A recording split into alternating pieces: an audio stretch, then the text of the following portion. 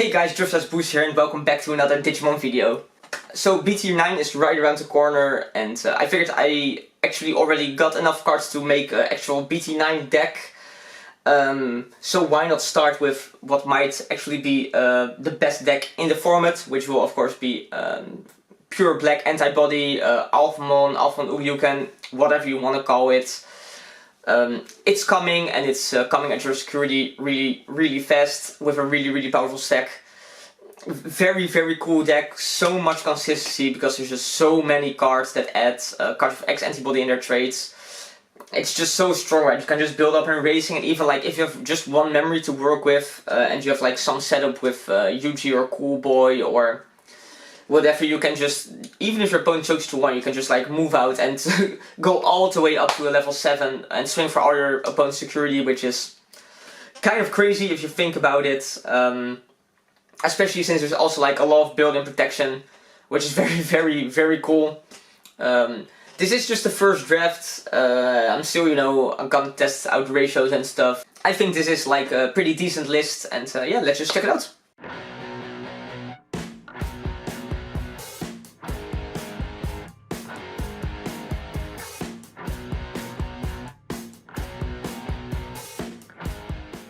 Alright, as always, starting with the Digitama, we're just playing 4, which I think is pretty much the standard in this deck. We're just playing Doraemon, which gives the effect of your turn once per turn. When one of your effects places a Digivolution card under this Digimon, draw 1. So just a little bit nice of a consistency boost, even though, to be honest, you usually only trigger the effect when you're already kinda playing.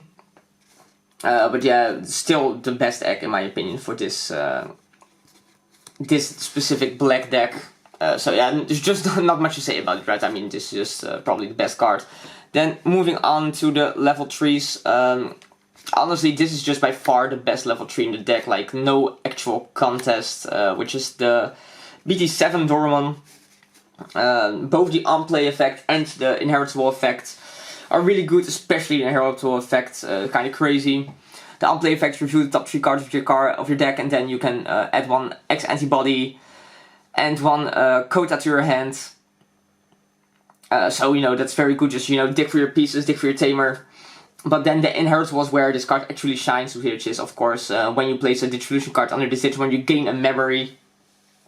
So that's really pretty crazy. Of course, gaining memory is just the best kind of effect you can have in this card game. So honestly, this is always the rookie you kind of want to have access to when you go in for your huge push, because that's of course what you're trying to do. I was gonna say in this form, but to be honest, X-Antibody has always kind of been the big push deck, even though now it's finally actually really good, where it wasn't really before. Then the second best rookie or level 3 in the deck is Ouryuken. It has a very similar on-play effect, where you can dig for X-Antibody and Yuji instead of Kota. But then the inheritable is almost irrelevant, to be honest. It says while this Digimon has X-Antibody in its traits, it gains a decoy for Black Digimon. But it's just not really relevant. You're really trying to build up one giant stack that can't be deleted anyway, so the decoy ability of Ouryuken is kind of obsolete, but it just, especially the unplay effect is really good, which is what we're playing for. And then I'm just playing 12 rookies, all 4 offs. The last one is the brand new BT9 Doraemon, which has the unplay. You can trace 1 card with X-Antibody in trades to draw 2, so just another consistency card. No good inheritable, and honestly, in my first draft I was playing just 10 rookies, just 2 of this, but I just noticed that it was just too few, right? So you just don't always, even with all the consistency cards you're playing, which is like a crazy amount, you're not always seeing your pieces, and this just helps a little bit. I did consider playing the toy Agumon, which might seem a little bit strange, but if you have to push your stack forward before you can go for a game, because your opponent is threatening game, and you can end on Alphamon Ouryuken, then him having a reboot and being like a retaliation blocker is absolutely insane, because he's just enormous. He's probably like the biggest Digimon in the game at that point. but I didn't come around to testing it yet, but it is something I did consider. So yeah, that's it for the Ouryuken lineup, which is 12, which I think is a very low amount, but you're playing so many consistency cards, as you'll see. Then moving on to level 4s, we're playing 9, we're playing the place of Ouryuken. Honestly, this card isn't even that good. The inheritable is nice though, the plus 1000 DP in all turns actually. But then the blocker part of him is not that relevant. The actual reason why it's so good is because it can go into this guy for free. Which is the brand new BT9 Ouryuken. Evolves for free from the Ouryuken. You can discard a card with DefX or X-Antibody in its name, and then you gain a memory. So basically you evolve for +1, which is kind of crazy. And then the coolest thing is, if you evolve on top of this, this Digimon actually gains blocker and retaliation, which makes your big Digimon even scarier. Which is why I mentioned the Toy Agumon, because sometimes you have to swing and then the blocker part isn't really that relevant. But the retaliation part is really cool anyway, sometimes when you have to out stuff. And then, as I said, I'm playing 9 level 4s, which the last one is just a Gromomon. You're playing a lot of, or like a decent amount of Black Tamers. And sometimes you can go swing for all security with your big stack and then just finish it off with this guy. I was playing multiple of it actually, but then I decided to up the BT9 Dormon count. Just because I needed that little bit more of a consistency boost. Fun fact, the Gromomon is like the only non-X-Antibody Digimon in the deck. Then for level 5, we're playing, of course, the place of Ouryuken. This deck is just super straightforward. It's probably engine-wise just the strongest deck in the game, which is why we're playing such a super high amount of pure engine cards.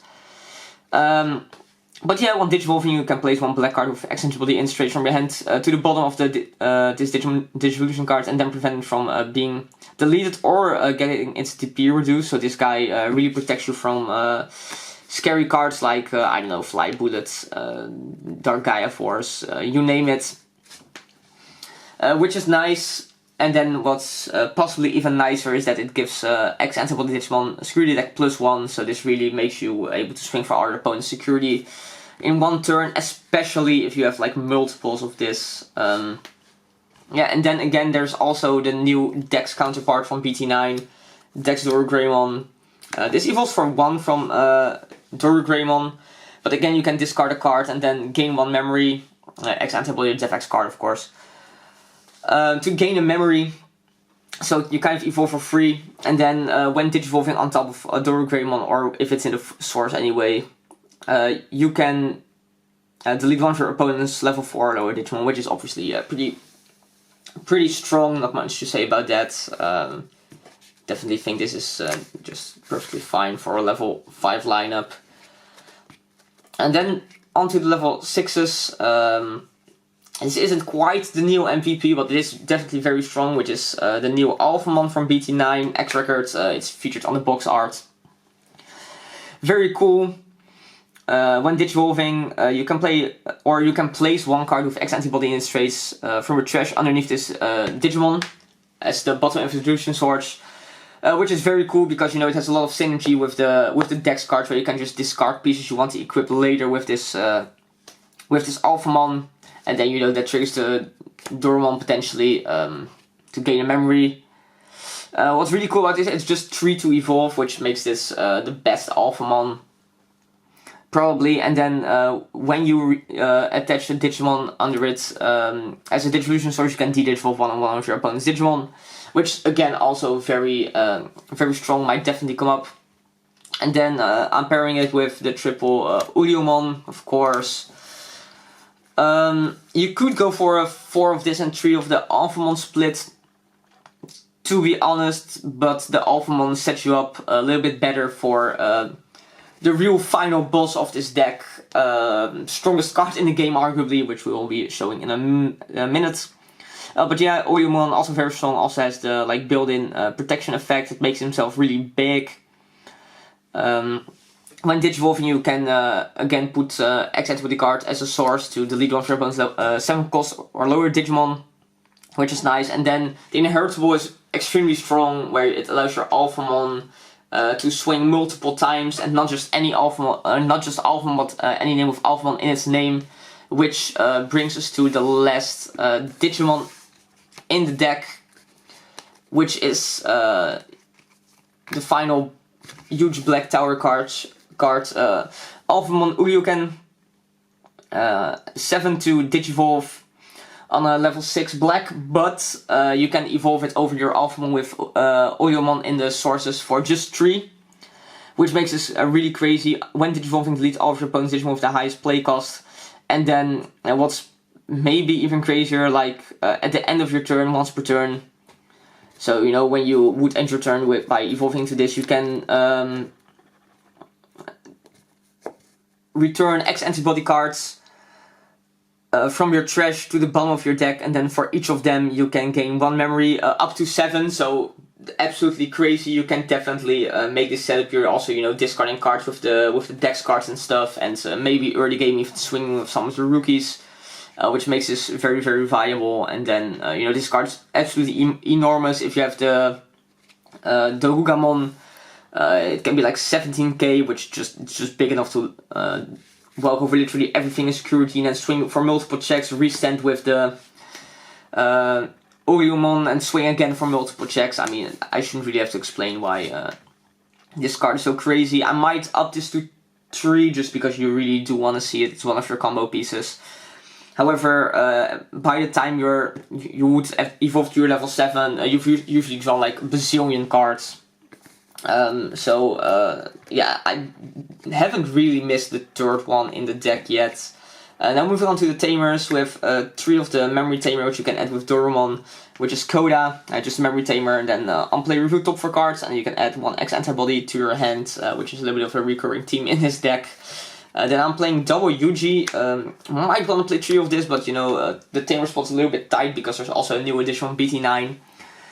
This is like the tie and met from the Bond format, where when you promote one of your X-Antibody Digimon, you can gain a memory and draw a card, and then when you swing you can tap this guy and put one of your X-Antibody Digimon from your hand under one of your X-Antibody Digimon as the bottom distribution card, which definitely does come up. It helps you set up your entire Alphamon Ouryuken combo.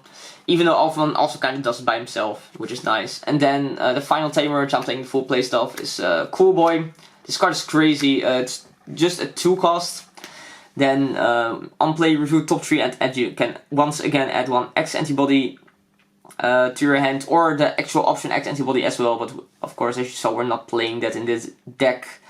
But then the crazy part is honestly it's 2 to play, and the other effect is when you would evolve into a Digimon of the same level with X-Antibody in straight, and you can suspend this to draw a card and gain 1 memory, so a little bit like Yuji there. And you know, if you have multiples of this, it can get really crazy, where if you're evolving into the deck's counterpart, you can just, you're not even evolving for free, you're actually like evolving for +2 memory or absolutely ridiculous stuff like that. So yeah, Cool Boy, in my opinion, definitely a 4-off crazy card. And then the last portion of the deck is the options. I'm playing Black Memory Boost. Like I mentioned, this deck is just so incredibly powerful that you just want to dig for your engine pieces, and then your engine pieces should usually be enough to win, even though it kind of depends how the format will be shaping up, because there's cards like, you know, Chaos Degradation and, man, what's it called? The blue 7 cost option. Kokaido's Breath, which can still really mess you up, so you know, if that does come up, maybe we'll have to check out some other strategies, but for now this is just, you know, the first draft. The format hasn't even started. And then the last option is 1 Congo. This card was, in my opinion, really broken. It's still kind of broken. 2 costs. Main, until the end of your opponent's turn, your opponent's Digimon with a play cost of 7 or less can't attack players, and they also can't recover. Which is of course very good, but with you know, both Tommy and Jet Sylvie being hit, I decided to just cut this down to 1. Sometimes it's just still nice to play as like a little bit of a stall card if you haven't really established all of your combo pieces just yet, while building up your raising. Like if Jet Sylvie didn't get hit, I would have definitely played like 2 or 3 of this, but for now I think 1 is fine. You could even decide to cut it, but it definitely does come up. Yep. Alright guys, that was the list. Very, very cool deck in my opinion. Be sure to let me know what you think. You know, I literally just built this and played some games with it. Made a few little adjustments like I mentioned. So, really curious to hear what everybody has to say about this deck. And, you know, potential builds you can make with this. So yeah, be sure to comment down below. And you know, if you do enjoy this type of content and want to see more like deck profiles, maybe I'm going to be doing some gameplay again or tier list, then be sure to subscribe to the channel, and I'll see you in the next one.